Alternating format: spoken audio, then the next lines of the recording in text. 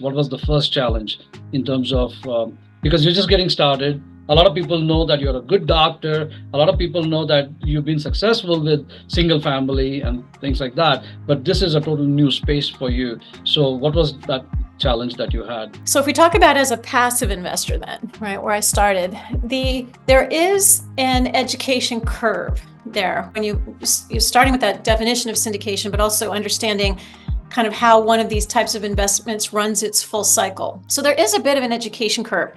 And that is why you want to be working with a really good team of syndicators, because they have done this before, they know what they're doing, they can handhold you through all this to understand what is happening with your money and when you'll see returns and how the returns work and that type of thing.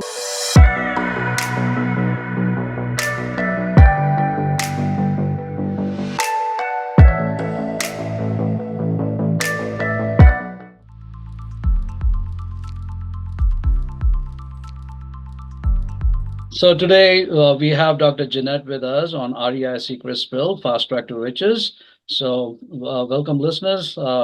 Dr. Jeannette is, even though she's a doctor, she's always been passionate about real estate. And she started off with, duplexes, fourplexes, and then got into multifamily. This is going to be, a good podcast for everybody who is either in the medical field, or for those who probably felt like, I'm a lady and I don't know whether I belong in this particular business at all. So let's go into Dr. Jeannette's journey into real estate. So welcome, Dr. Jeannette, to REI Secrets Unveiled, Fast Track to Riches. Thank you. Thank you. It's always fun to share what we know. Absolutely. So Dr. Jeannette, tell me a little bit about your childhood, you being a doctor and then felt like getting into real estate. I remember first talking to you, you said that you always were a real estate girl. So how did you go from being a doctor trying to get into real estate? So I grew up in central Pennsylvania, and I'm a Penn State University graduate. I lived overseas for a long time. After that, I lived in Japan, and I've lived in a lot of places in the US. But yeah, what you said is true. I always was fascinated by where people lived, and I didn't care so much what they were doing in their house. I just wanted, if I could have been invisible, and looked in houses, and that especially kind of peaked when I lived in Charleston, South Carolina, where you have this huge historic district. And you have properties that date back even to the 1600s. And the desire to be able to see those and see what those kinds of dwellings were like and what life might have been like living there was always fascinating to me. But at that time, so this is the early 2000s, real estate I was fascinated by, but real estate investing felt like a club that I couldn't get into. I didn't know anything about it. I wasn't a realtor. I didn't have any realtors in the family, didn't know any. So it didn't seem like something that just a normal person like me, especially someone who had a full-time other job, could even get into. But then in 2010, that kind of started to change. So the way that properties were introduced to people, the way that you could use Google Earth and walk properties far, far, far away from where you lived, all of this came into play, and then it became possible to become an investor, even if you lived in an area where investing didn't make sense with regard to the numbers. So that started the journey. Now, at that time, podcasts, which have come a long way, were really all about just buying up all the single family homes that came on the market after the crash in 2009. And so if you listened to podcasts at that time, that's what that was all about. That you should buy 10 or 50 or 100, of these houses if you could, and that would generate all this income. You wouldn't be a ton of work, and you could retire on that. So that was the thinking at that time. So I did that because that was the advice, and I listened to podcasts. I'm pretty self-educated and self-motivated. So I jumped in and I did buy single family homes in a short period of time. And toward the end of that period of time, I hope I'm not over answering your question. No, right no, now. no. Go ahead. Toward the end of that time, right, you can get, an individual can get 10 Fannie Mae loans. So when I had 7, I realized that buying single family homes was not going to scale or work out quite like the podcast suggested.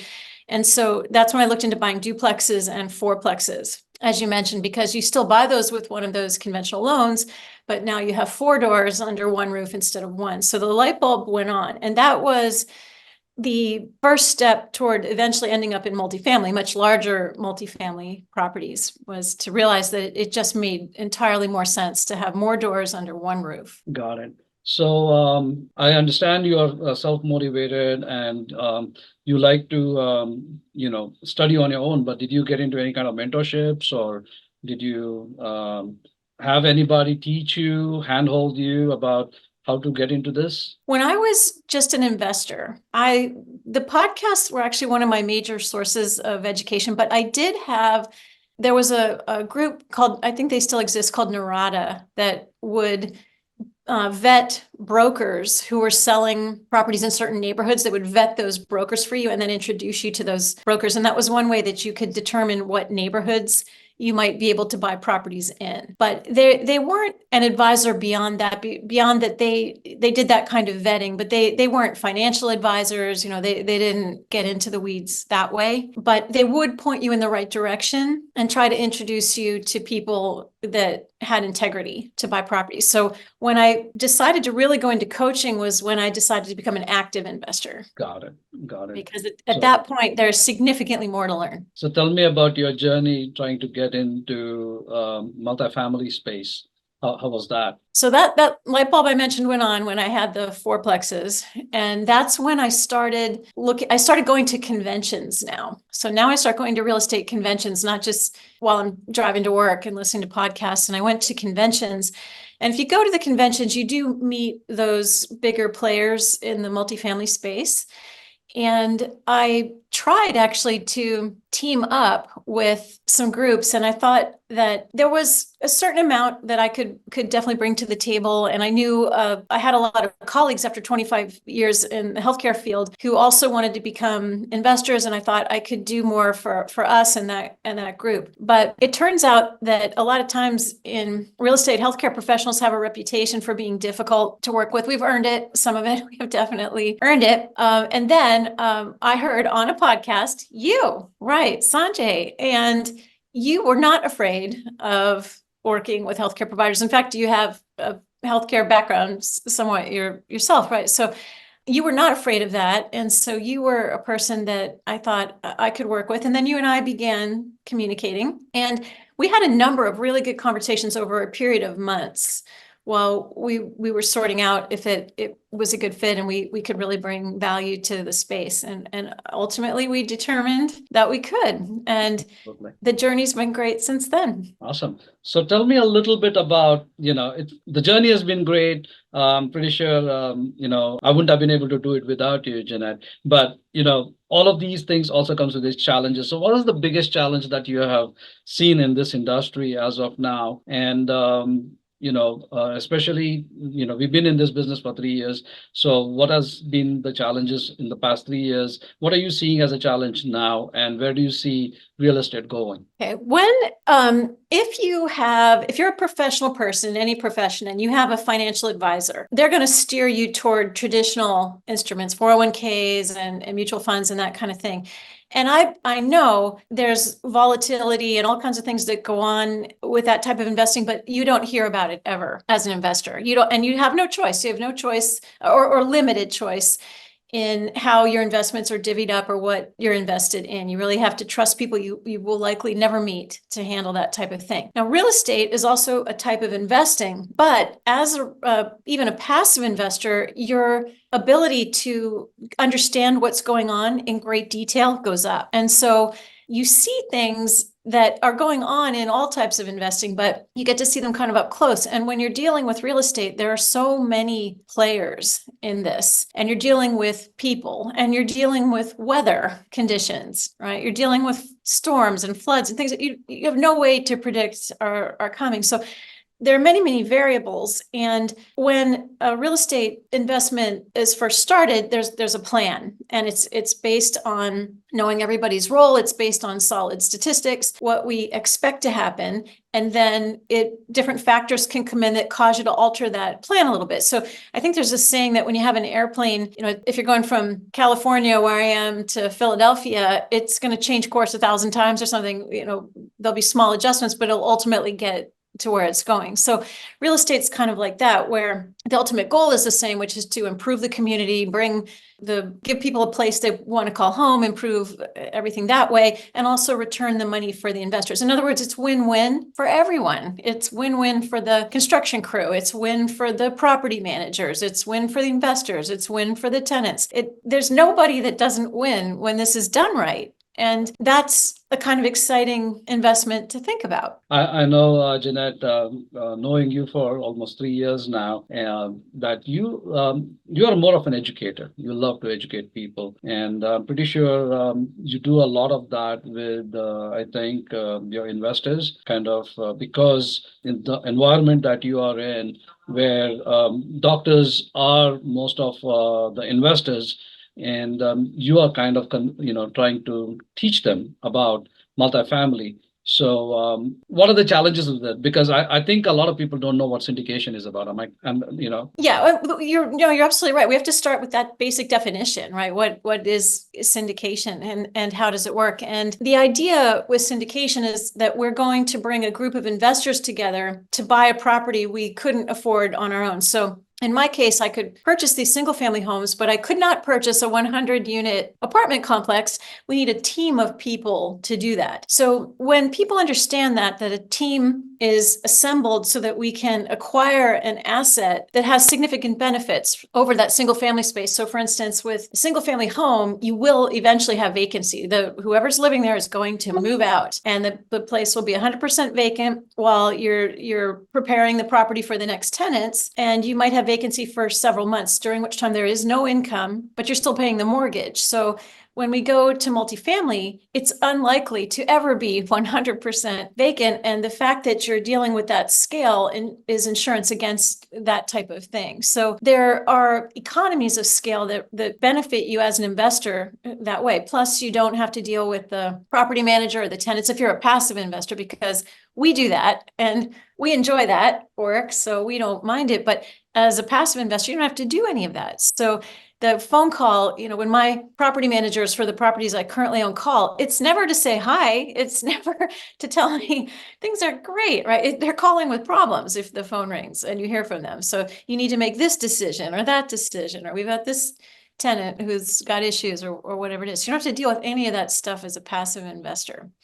So when you explain the benefits of that type of thing to working people, it really makes sense that you can keep the job you're good at and that is bringing you income, but also make that money work for you separately. So all of us who are self-employed, we're still working for money. We're trading time for money. And if you're doing that, it makes sense to maximize that, right? And you trade your time for money, you've got a good paycheck, and then you invest it and let the money work for you over here. Nice. So what was your first challenge when you first got into this multifamily space? What was the first challenge in terms of, because you're just getting started. A lot of people know that you're a good doctor. A lot of people know that you've been successful with single family and things like that, but this is a total new space for you. So what was that challenge that you had? So if we talk about as a passive investor then, right, where I started, there is an education curve there when you're starting with that definition of syndication, but also understanding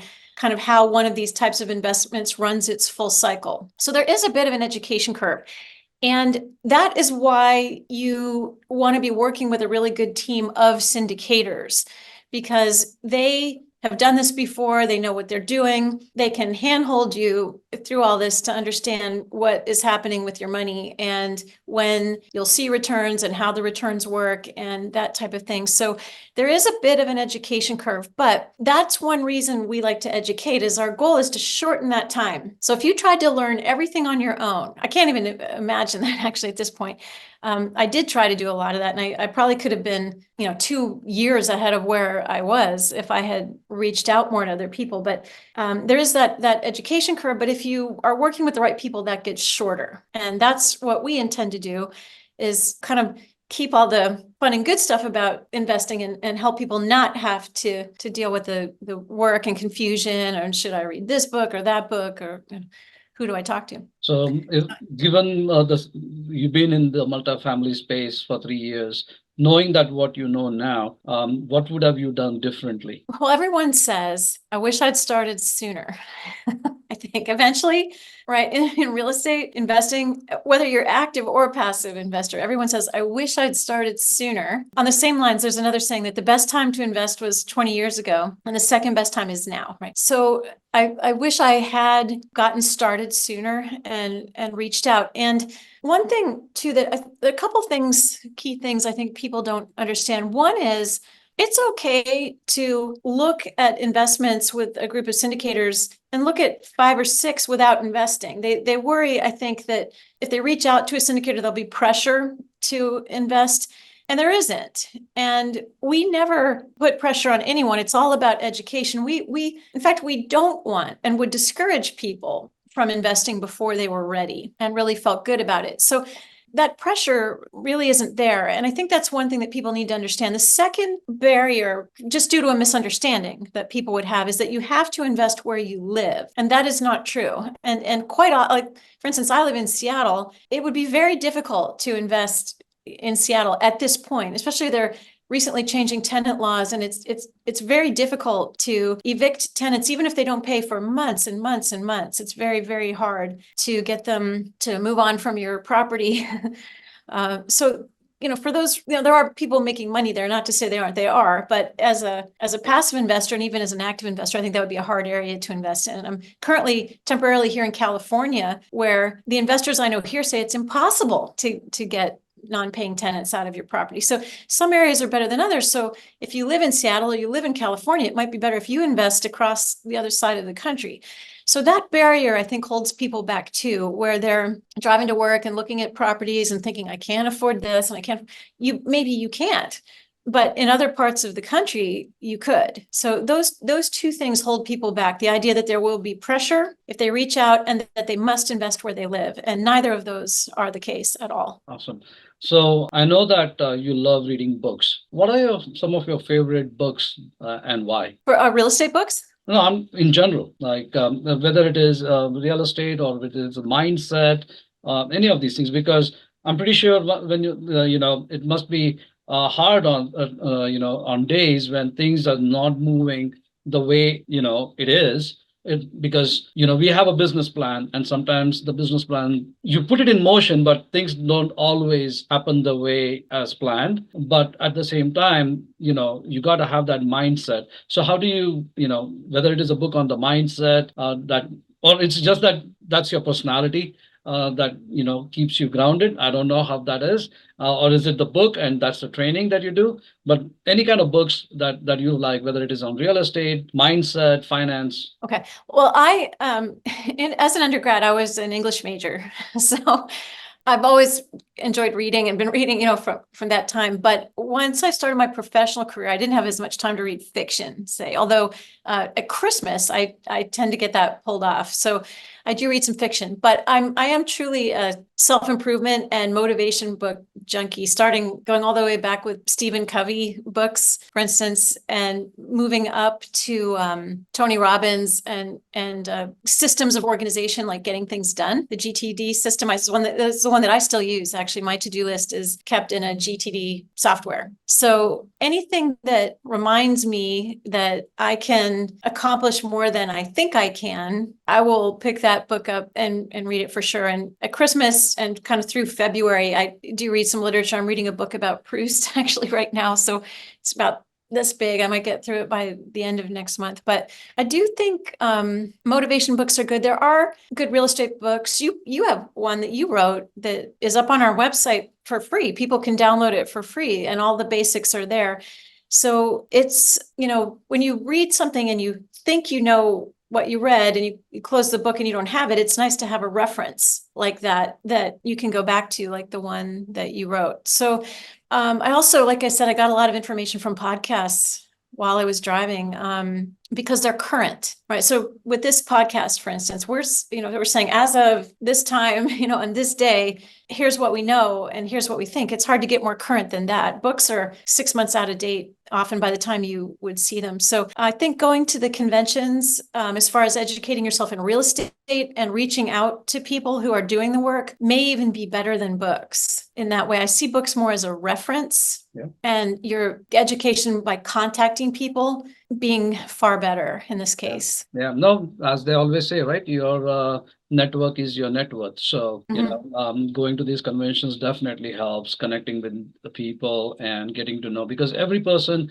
has a different journey and a different story. And it's always good to listen to other people's story and understand what has made them successful, what are the things that did not work for them, or lessons learned, I would say, and what are the fears that they have. So, Jeanette, if I were to ask you about, in this business, what is your biggest fear? Currently in the current economic climate, there was, I think, the banks. It's probably the lenders.